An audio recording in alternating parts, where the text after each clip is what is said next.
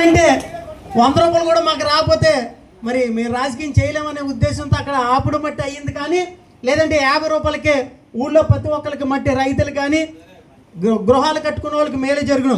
అదే విషయం కాదు, రేపొద్దున డ్రైన్ల విషయం కానీ రోడ్ల విషయం కానీ పెన్షన్లు కానీ ఇంకో కార్యక్రమం ఏదైనా సరే కానీ ఏ ఇబ్బందులు వచ్చినాయి, ఎందుకంటే ఇబ్బందులు వస్తాయి. ఇక్కడ ఎవరిని మనం ఇక్కడ ఎవరికి కూడా ప్రలోభాలు పెట్టి చేసుకునేది లేదు. ఎందుకంటే ఎమ్మెల్యే గారు ఒకటి చెప్పారు, ప్రతి పేదవాడికి ప్రతి లబ్ధిదారుడికి పథకాలన్నీ కూడా ఫ్రీగా వెళ్ళాలి, ఎటువంటి స్వలాపేక్ష ఉండకూడదు, ఎటువంటి లంచాలకి తావివ్వకూడదు అని చెప్పింది.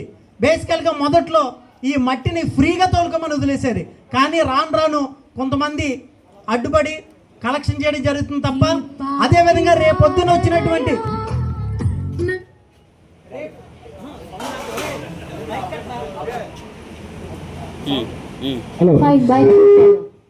రేపొద్దున్న వచ్చినటువంటి హౌసింగ్ స్కీమ్స్లో కానీ ఇళ్ల స్థలాల్లో కానీ అలాగే బాత్రూమ్లు కూడా కొత్తగా శాంక్షన్ అవుతున్నాయి. అలాగే చాలా లోన్లు వస్తున్నాయి, కాపు రుణాలు కానీ బీసీ రుణాలు కానీ ఎస్సీ రుణాలు కానీ ఏ రుణాలకైనా ఏ స్కీమ్స్కైనా సరే మీరందరూ కూడా మీకు ఏ సహకారం కావాల్సిన ఇక్కడ మన టీడీపీ పార్టీ కార్యాలయం ఎప్పుడూ తెరిచే ఉంటుంది.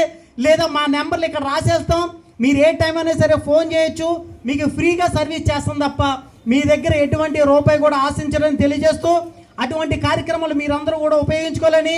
ఎందుకంటే మన శాసనసభ్యురాలు ఎంతో MBA చదివారు, మరి చదువుకున్న వ్యక్తి, మరి ప్రజలకు ఎంతో కొంత సేవ చేయాలి. ఎందుకంటే రాజా గారు ప్రజల్లో మమేకమైన వ్యక్తి కాబట్టి ఆయనకిలాగే ఈవిడ కూడా సేవ చేసి నలుగురిని మెప్పించాలనే ఉద్దేశం తప్ప ఇంకోటి కాదు. కాబట్టి ఆవిడికి కూడా మనం సహకరించి ఆవిడ కూడా మన ఊరికి కావలసినటువంటి వర్కులన్నీ కూడా మనం పోరాడి తెచ్చుకోవాలని, గ్రామాభివృద్ధి చేయాలని, అటువంటి అభివృద్ధి కార్యక్రమంలో స్టేజ్ మీద ఉన్నటువంటి కూటమి నాయకులు కానీ ముందున్నటువంటి కార్యకర్తలు పెద్దలు గ్రామ పెద్దలు అందరూ కూడా సహకరించాలని కోరుకుంటూ మరి ఈ సందర్భంలో మరి ఎమ్మెల్యే గారు బర్త్డే సందర్భంగా కేక్ కటింగ్ నిర్వహించబడుతుంది.